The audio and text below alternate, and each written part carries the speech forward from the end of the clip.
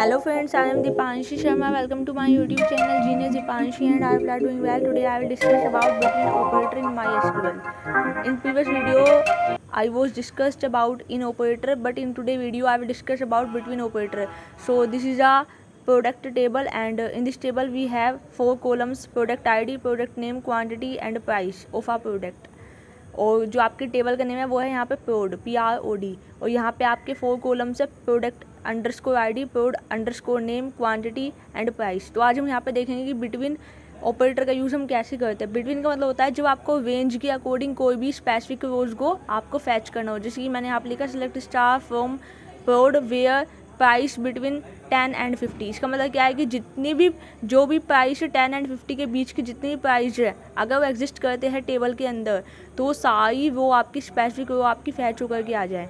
तो ये वो प्राइस के अकॉर्डिंग जो भी प्राइस आपका 10 और 50 बीच में इंक्लूड रहेगा, 10 एंड 50 और उसके बीच के जितने भी प्राइसेस हैं, अगर वो अवेलेबल हैं आपके कॉलम्स में, प्राइस कॉलम में, तो पर्टिकुलर आपकी कंप्लीट और आपकी स्पेसिफिक यहाँ पे फैच होकर के आ गई। अगर मैं यहाँ पे लिखूँ सिलेक्ट स्टार फ्रॉम प्रोड आपकी प्रोडक्ट टेबल का नेम है, तो select star from prod where price not between 10 and 50।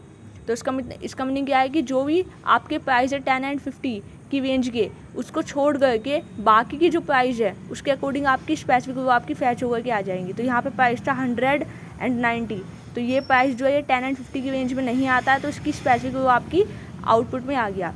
Then इसके बाद हम देखेंगे नेक्स्ट आपका कि हम किस तरीके से बिटवीन का और यूज़ कर सकते हैं। जैसे कि अगर आपके पास प्रोडक्ट का नेम है, सपोज अभी चलो प्रोडक्ट नेम पे बात नहीं करते। जैसे मैंने यहाँ पे लिखा select star from product where price between 10 and 50, और एंड मैंने यहाँ पे सपोज मैंने एंड प्रोडक्ट आईडी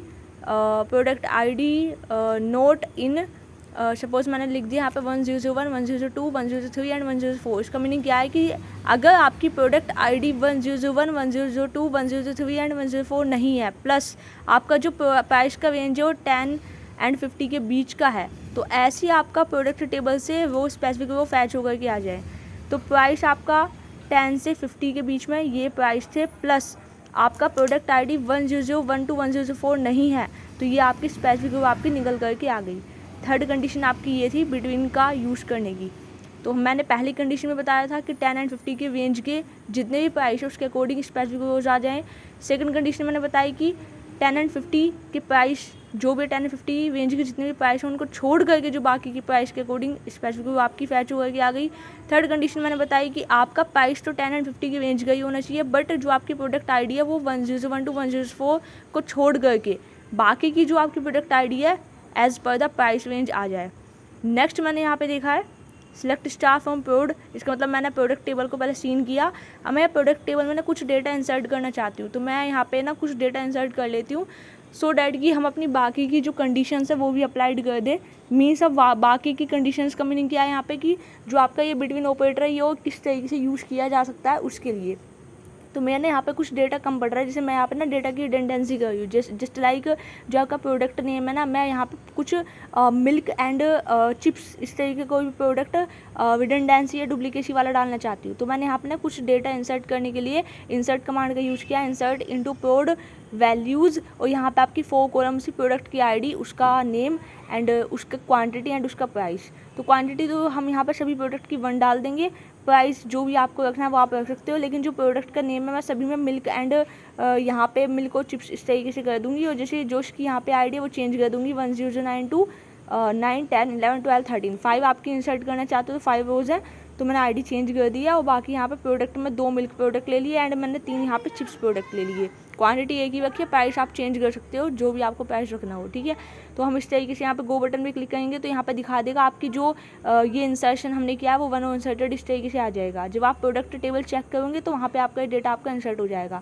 अब हम यहाँ पे बिटवीन कहाँ पे लगाएंगे, प्रोडक्ट नेम पे लगाएंगे। अभी तक तो हमने जो बिटवीन का यूज़ किया था वो हमने प्राइस पे किया था, प्राइस की रेंज बताई थी, उसके अकॉर्डिंग हमने डेटा स्पेसिफिक डेटा को फैच किया था। अब ये हमारी टोटल कंप्लीट टेबल है जिसके अंदर मैंने जो डेटा इंसर्ट किया था वो भी आपके इस टेबल के अंदर अपडेट हो गया है, ठीक है। अब हम यहाँ पे करने के हवाले थोड़ा सा ध्यान से समझना कि मैं आपको क्या समझाने का ट्राई करूँगी। तो पहले हम कमांड लिख देते हैं। तो जैसे मैंने यहाँ पे लिखा select star from prod means product table where product name equal to milk and, तो आपका मिल्क हो जाएगा, जैसे कि हम कह सकते हैं product name between milk and chips ले लेते हैं, या मिल्क एंड टॉफ़ी लेकर के देख लो, जो भी आपको बेस्ट लगे। जैसे मैंने अभी के लिए यहाँ पे लिखा है select star from prod where product name between milk and chips order by product name. इसका मीनिंग क्या है कि मिल्क एंड चिप्स के बीच के जितने भी प्रोडक्ट है वो हमें फैच करने थे और हमने ऑर्डर बाय लगा दिया प्रोडक्ट नेम पे। मतलब ऑर्डर बाय का मीनिंग क्या होता है, असेंडिंग ऑर्डर में आ जाएगा। ऑर्डर बाय का मीनिंग ये होता है, ठीक है। तो प्रोडक्ट का नेम असेंडिंग ऑर्डर में आ जाए और मिल्क एंड चिप्स के बीच के जितने भी प्रोडक्ट है वो आ जाए, लेकिन ऐसा तो कोई प्रोडक्ट था ही नहीं, तो कुछ भी फैच होगा कि नहीं आया। अब मैं दूसरी कंडीशन अप्लाई करके देखती हूँ। मैंने यहाँ पे लिखा select star from prod where product name equal to, या where product name between, equal to नहीं लिखेंगे हम, यहाँ पे लिखेंगे क्योंकि हम रेंज लेना चाह रहे हैं ना। तो product name between milk and chips, और इस बार हम ऑर्डर बाय प्रोडक्ट आईडी भी लगा के देख लेते हैं, ठीक है। देखते क्या होता है।